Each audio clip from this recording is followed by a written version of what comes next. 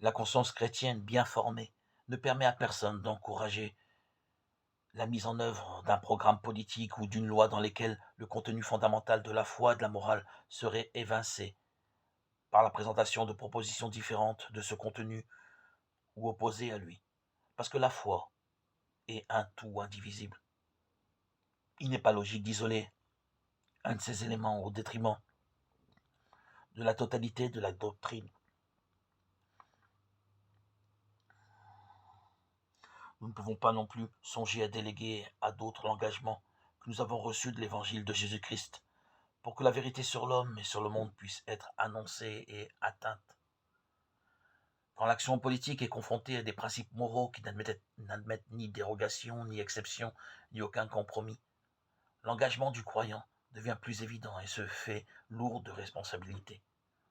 Face à ces exigences éthiques fondamentales auxquelles on ne peut renoncer, les chrétiens doivent savoir qu'est en jeu l'essence de l'ordre moral qui concerne le bien intégral de la personne, tels les cas des lois civiles en matière d'avortement, d'euthanasie, à ne pas confondre avec le renoncement à l'acharnement thérapeutique, qui même du point de vue moral est légitime, qui doivent protéger le droit primordial à la vie, depuis sa conception jusqu'à sa fin naturelle.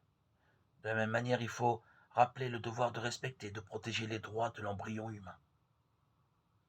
De même, il faut préserver la protection et la promotion de la famille, fondée sur le mariage monogame entre personnes de sexes différents, et protéger dans son unité et sa stabilité face aux lois modernes sur le divorce. Aucune autre forme de vie comme commune ne peut en aucune manière lui être juridiquement assimilable, ni ne peut recevoir en tant que telle une reconnaissance légale. De même, la garantie de liberté d'éducation est un droit inaliénable des parents, reconnu entre autres par les déclarations internationales des droits humains.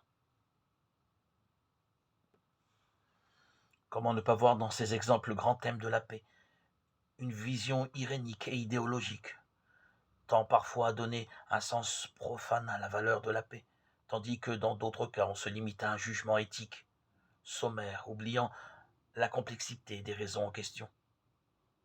La paix est toujours œuvre de la justice et effet de la charité. Elle exige le refus radical et absolu de la violence et du terrorisme, et elle requiert un engagement constant et vigilant de la part de ceux qui ont une responsabilité politique.